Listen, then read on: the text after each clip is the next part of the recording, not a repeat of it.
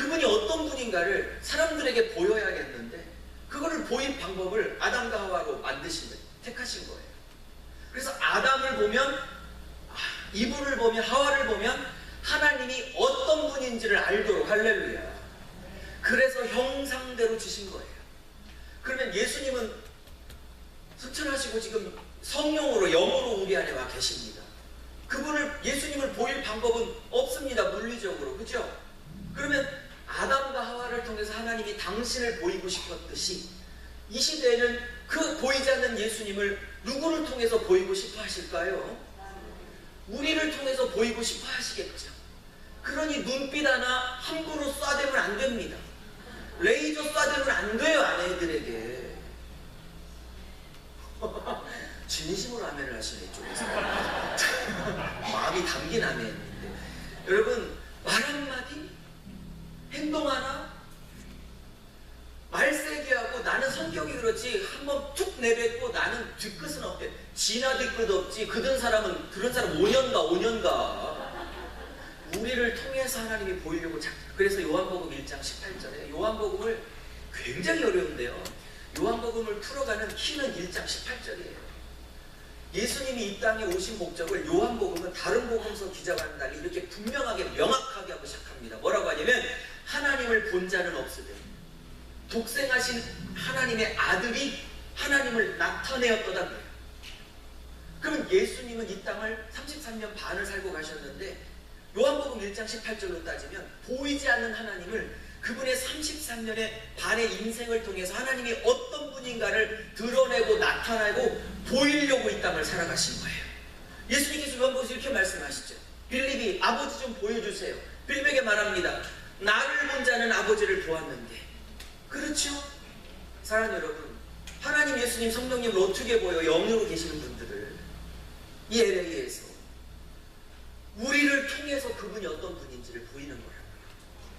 그래서 억울하지만 용서하고 손해받지만 감수하고 품고 이해하고 내가 잘못한 게 없는데 먼저 가서 미안하다고 하고.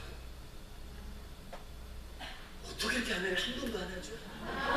다시 해볼게요. 하나님, 여러분, 하나님이 100번 사랑하십니다. 그래도요, 아무도 안 믿어요. 나에게 손해를 보고 아픔을 주고 상처를 줬는데 내가 억울하고 그렇게 먼저 사과할 일도 아닌데도 불구하고 하나님이 용서하시는 분이라는 거, 하나님이 사랑하시는 분이라는 거, 하나님이 얼마나 긍휼이 많으시는 분이라는 걸 뭘로 종교해요? 성경 들고 읽어주면 그들이 인정하겠어요? 아니요. 그렇게 하나님의 사랑을 보이고 실천하는 걸 통해서 하나님이 어떤 분인가를 이 LA의 사람들이 알게 되는 거예요.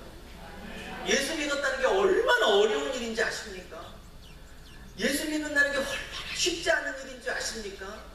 예수 믿고 그냥 복 받고 그냥 막 사업 대박치고 이런 게 예수 믿는 거의 전부인 줄 아십니까? 아니요. 인정한다니까요. 그리고 사업 축복 받으셨으면 정말 좋겠다니까요. 그런데 그건 부분이에요. 더 본질적인 것은 하나님이 누군가를 보여야 하는 거예요. 그러려면 섬겨야 되고, 그러려면 사랑해야 되고, 그러려면 감수해야 되고, 그러려면 품어야 되고. 그쵸? 그게 형상대로 만들었다는 뜻이에요. 그거를 신약에서 빛과 소금이라고 하는 거고. 그래서 로마서 8장 29절 이하에서 하나님이 너희를 예정하심은 뭐예요? 마다들의 형상을 본받게 하려 갈라디아서 4장 19절에 사도 바울이 자기가 개척했던 갈라디아 성도들에게 이런 편지를 씁니다. 내가 여자로 따지면 애 낳는 해산의 수고를 하노니 너희 안에 그리스도의 형상이 이루기까지 해산의 수고를 하느니라. 목사인 사도 바울이 성도들을 향해서 하는 수고가 여자가 애를 낳는 해산의 수고예요. 어떤 해산?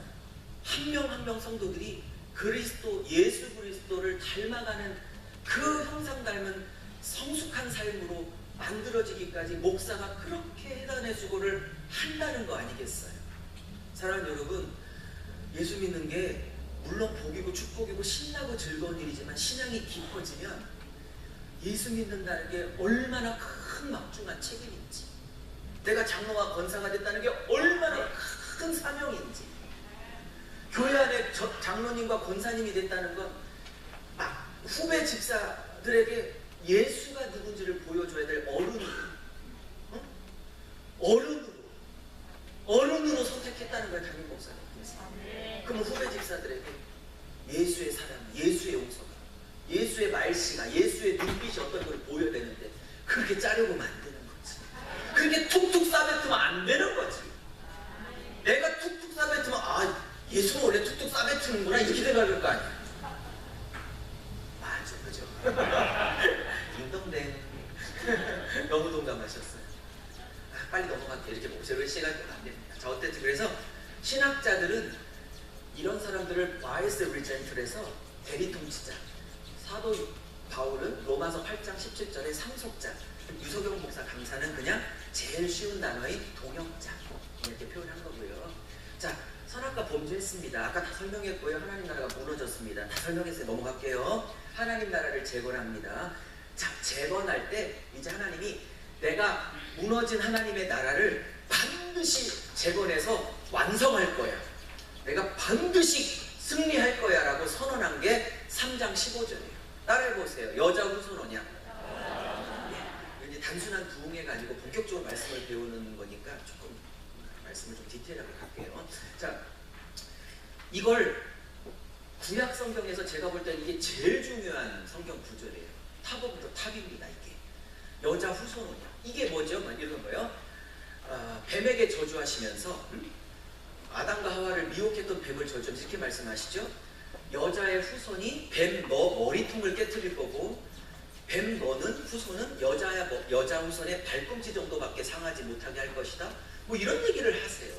근데 우리는 이 계시가 뭘 의미하는지를 완성된 시대에 살고 있어요. 우리가 만약에 구약 때 태어났으면 이게 예수님을 상징한다고 몰랐을 거 아니에요. 근데 우리는 계시가 완성된 신앙을 살니까 얼마나 축복인지요. 성경 보기가 좋잖아요. 그러면 이건 예수님 얘기죠. 여자 후손은 누구 얘기하겠어요? 이 세상에 여자의 후손으로 온 분은 딱 한 분밖에 없어. 다 남자 씨로 왔지. 성령의 씨로 온 분은 딱 하나야. 예수 그리스도. 그죠? 이때 뱀은 당연히 사탄을 상징하는 거죠. 그죠? 네. 사탄의 머리를 깨뜨렸다는 건 십자가 사건을 말하는 거고, 뱀의 후손이 여자의 후손의 발꿈치 정도를 상하게 했다는 건 십자가를 지실 때 당하는 고통을 잠깐 말하는 거고, 그죠? 그러면 이 창세기 3장 15절은 예수님 십자가 사건을 미리 예표하고 있는 거죠. 그죠? 그래서 이게 성경에서 나오는 최초의 언약이거든요. 언약이 이제 커버넌트라고 하는데 이거를 신학자들이 뭐라고 그러냐면 마더 커버넌트라고 해요. 엄마 언약. 모든 것의 시작이다. 이렇게 했고 마더 커버넌트라고. 이것 때문에 다 언약들이 펼쳐지게 되는 거죠. 오케이? 그러면서 이제 재밌는 거 이게 3장이고 이제 4장으로 넘어왔는데 이제 성경의 모든 역사는 그리고 인간의 역사는 딱 한 종류의 싸움밖에 없습니다. 두 계열이 싸웁니다. 누구? 여자의 후손인 예수 그리스도를 배출해야 될 이 여자 후손 계열과, 오케이? 그리고 여자 후손 계열을 공격하는 뱀의 후손 계열이 딱 싸우게 됩니다. 그러면 그렇게 말해놓고 4장에 가인과 아벨이 서로 싸워서 죽이죠. 그러면 가인은 어떤 계열을 대표하겠어요? 뱀 후손 계열을 대표하는 거죠. 그죠? 네. 그리고 죽었던 아벨은 여자 후손 계열을 대표하고 있는 거죠. 그래서 가인 계열은 뭐냐면 세상 계열, 아벨과 그 다음에 태어난 셋은 하나님 나라 백성의 계열. 이 여자 후손 계열과 뱀의 후손 계열이 계속 영적 물리적 싸움을 하는 게 인류 역사인 거죠. 그죠? 그 최초 전쟁이 가인이 아벨을 죽여버린 거죠. 여러분 가인의 뜻이 뭔지 아세요? 가인. 저거 보세요. 얻었다. 저거 보세요. 드디어 얻었다. 아담과 하와가 엄마 아빠가 이름을 짓는데 드디어 얻었다 이렇게 졌어요. 가인을. 여러분 보세요. 왜 드디어 얻었다 그랬을까요? 빨리 생각해봐요. 이 정도 수준이면 돼요. 네. 드디어 어딨어? 드디어 얻었어. 누구를? 저는 이런 생각해봐요. 창세기 3장 15절에 자기를 미혹하여 에덴 동산을 쫓겨나게 만들었던 그 뱀 있죠. 사탄. 그 머리통 깨트릴 후손이 나올 거라고 들었잖아요. 아담과 하와도. 그러면 드디어 얻었어. 이렇게 졌다는 건 뭐냐면, 응? 뱀의 머리통을 깨트릴 그 아들이 가인이라고 생각했던 거예요. 제 생각에는. 물론 몇천 년 후에 오실 예수 그리스도라고는 상상도 못했을 테니까. 이 가인이 혹시 내 원수를 갚아줄까? 이해하셨습니까? 예. 그랬는데 가인을 키우고 보니까 전혀 그 예언된 아들이 아니었다는 걸 알게 되었죠. 두 번째 아들을 낳습니다. 이게 아벨인데 히브리 원어로는 하벨입니다. 하벨. 우리나라 말로 그냥 아벨 그랬던 거지만 이 하벨의 뜻은 뭐냐면 좀 적어보시죠. 공허라는 뜻이에요. 공허. 텅텅 비었다. emptiness. 공허. 왜 공허로 졌을까요? 가인 키워봤더니 마음이 그리고 이제 나중에 지금 세세하게 설명을 못하겠지만 여차저차해서 가인의 예배는 하나님이 안 받으시고 아벨에게 받으시기 때문에 하나님이 가인이 아벨을 죽입니다. 자세한 설명은 담임 목사님께 더 잘 들으시고요. 이것도 왜 안 받고 받았는지도 중요한 얘기죠. 사실은. 여러분 한번 여쭤볼게요.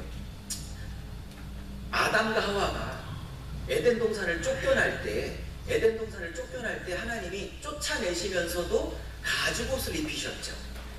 저는 구약 성경 전체를 보면서 예레미야 말씀이 자꾸 생각나는데, 애가 말씀이 생각나는데요. 예레미야가 이렇게 하나님 앞에 호소하죠. 주여, 진노 중이라도 심판을 잊지 무슨 소리야. 다시요. 같은 얘기구나. 진노 중이라도 긍휼을 잊지 마십시오. 지금 심판합니다. 진노하셔서 내쫓았습니다. 근데 그 와중에서도, 심판하는 와중에서도 뭐가 드러나고 있다? 긍휼이 드러나고 있는 거지. 아멘. 그래서 가죽옷을 입힙니다. 여러분, 동물 가죽옷을 입혔다는 건 어떤 짐승은 죽었어야 된다는 뜻이죠. 그러니까 아담과 하와 눈앞에 어떤 짐승인지는 모르겠지만 죽어서 가죽이 확 벗겨져가지고 입히신 거죠. 그죠? 그럼 여쭤볼게요. 그 죽었던 가족은, 그 짐승은 천국 가봐야 여쭤봐야겠지만 아담에게 그 입혀졌던 가죽, 그 희생됐던 그 짐승은 어떤 종류의 짐승이었을까요? 왜 양이라고 생각하시는 거예요? 우리는 신약을 살고 있기 때문에 어린 양, 예수님, 본능적으로 예수 이렇게 생각하는 거죠. 어린 양. 근데 아담과 하와, 가인과 아벨은 그걸 아직은 다 생각을 못하는, 배시가 아직은 불완전 때를 살고 있어요. 그죠? 근데 양인 것 같아요. 왜 양인 거라고 추정하냐면 신약 때문에 생각하는 게 아니라 그냥 창세기만 보면 양으로 추정할 수 있어요. 왜요? 지금 가인은 곡식으로 하나님께 예배를 드렸고 아벨은 양으로 하나님 앞에 예배를 드렸어요. 맞죠? 근데 이 양은 지금 식용입니까? 식용이 아닙니까? 노아 홍수가 끝나야만 짐승이 먹을 걸로 허락되죠? 그러면 이때 아벨이 양을 키웠다는 건 잡아먹으려고 키운 거예요? 딴 목적 때문에 키운 거예요? 왜? 식용이 아니니까. 그러면 이 목적이 무엇이겠어요? 제사용이었을 거라고 보는 거예요. 그러면 에덴 동산을 쫓아내실 때 희생됐던 그 짐승은 분명히 양이었을 것이다 라는 창세기 문맥만 보고 유추할 수 있겠죠. 그죠? 자, 그래서 이제 아벨 대신 셋이 왔어요. 셋이 태어났어요. 좀 적어보죠. 이 셋은 뭐냐면요. 적어보세요. 뭐뭐를 대신하다 라는 뜻을 갖고 있는 히브리어예요. 뭐뭐를 대신하다. 네, 아벨 대신 주신 자식이 뭐다? 셋. 너무 감사한 게요. 이 자식 이름이 셋째 아들인데 셋이야. 할렐루야. 이 아들 이름이 넷. 그럼 얼마일까요 우리가? 그렇죠? 이렇게 맞추신 이유는 뭐다?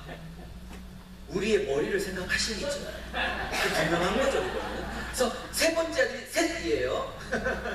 자, 그러면서 이제 셋 계열, 잘 들으세요. 중요한 게 나왔어요. 이제 가인 계열, 쫓겨났던 가인 계열, 이 계열은 이제 하나님을 대적하는 세상 백성의 계열이 됩니다. 그리고 이제 아벨 대신 태어난 세 번째 아들 셋은 이제 하나님 백성 계열을 상징합니다. 그리고 이 셋 후손이 10대가 노아고 노아가 10대고 20대가 아브라함입니다. 21대가 이삭, 22대가 야곱, 24대가 요셉, 뭐 이렇게 되는 겁니다. 그리고 다윗 옵니다. 솔로몬 옵니다. 그리고 예수 옵니다. 그리고 그 밑에 우리가 왔습니다. 아멘. 그래서 가인 계열, 셋 계열, 세상 백성 계열, 하나님 백성 계열 잘 구별하시죠? 이 두 계열이 물리적 영적 전쟁을 계속하게 됩니다. 자, 그러면서 이제 하는데 가인 족보에